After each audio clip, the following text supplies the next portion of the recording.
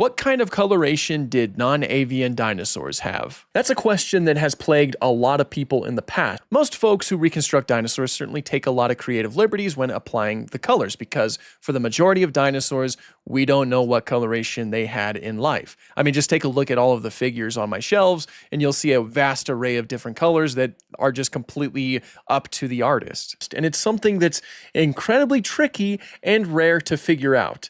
However, it is something that has been figured out a few times before. Again, it's incredibly rare because the conditions in order for it to be present are rare in and of themselves. I mean, fossilization is already an incredibly rare process. Not every single dinosaur to ever exist is fossilized. There's specific conditions that dinosaurs need to die in order to be fossilized. Like they need to be buried in sediment, so more times than not, they die near a river or a lake, or the dinosaurs in the desert, they're like surrounded by sediment, so it's easier for them to get buried. But they need to get buried quick enough before decomposition gets to their bones, and then fossilization can occur. So again, fossilization is a very, very rare process, but there are some that are just so incredibly well preserved that you can still see these little cells known as melanosomes. Basically, melanosomes are color determining pigments. So that's something that can give you clear insight of what coloration an animal had in life if you're able to see the melanosomes. Basically, what's done is that you would take the melanosomes that you see on this fossil and you compare them to the melanosomes of modern day birds. From there, you would compare the shapes and the basic shades of these melanosomes to determine the coloration. And then you're able to determine what color this specific animal had when it still was alive, which is just really cool. It's a cool thing that we were able to figure out something like that,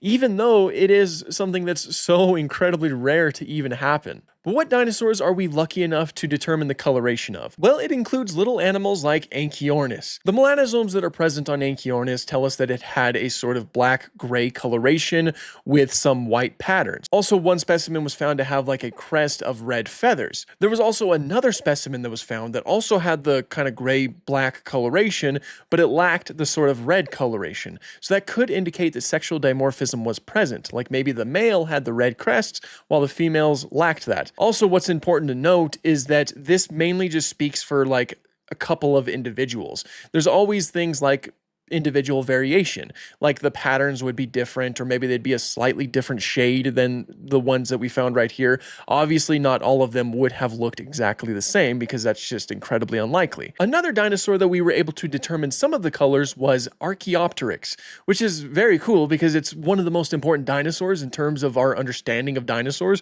It's something that helped build a bridge in between our connection between non-avian dinosaurs and the avian dinosaurs, those being birds. But we don't know what the full coloration of Archaeopteryx was. We mainly just know what part of its wing would have looked like, and it was a sort of matte black coloration. We don't know if the rest of the animal had that same coloration or if it was like a mixture of different colors. We just know that part of it was this matte black. One of the most famous examples of a dinosaur that we know the coloration of is Sinosauropteryx. Sinosauropteryx had this really cool sort of like orange coloration with some really cool patterns, like a ringtail pattern in its tail. It also had some blacks and some whites all over its body. One thing that can also be noted with Sinosauropteryx is that it is a juvenile specimen, so it's likely that the adults would have different colors or patterns than from what the juvenile has.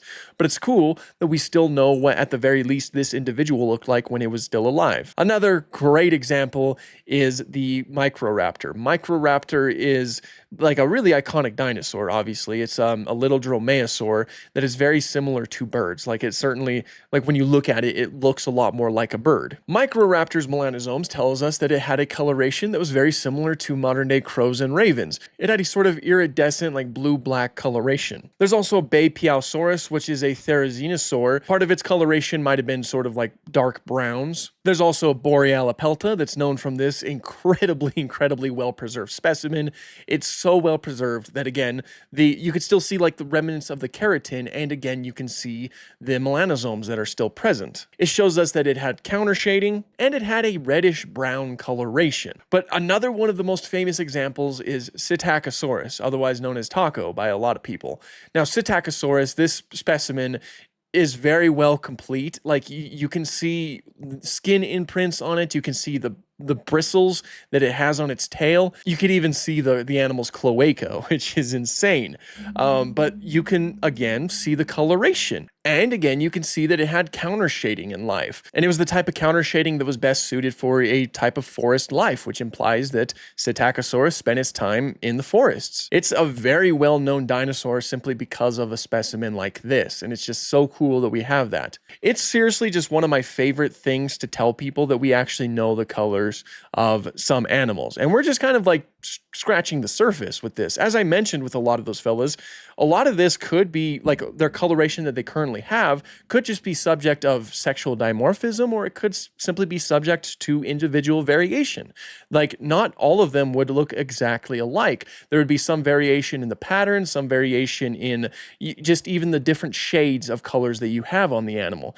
And so it's really cool to think about what the possibilities were for a lot of these animals, that we even have a good idea of what color they were in life. And while we don't know the coloration of most dinosaurs like T-Rex or Brachiosaurus or, any of these fellas that I have back here, it's cool that we even just have a small number of them, that we at least have a good idea.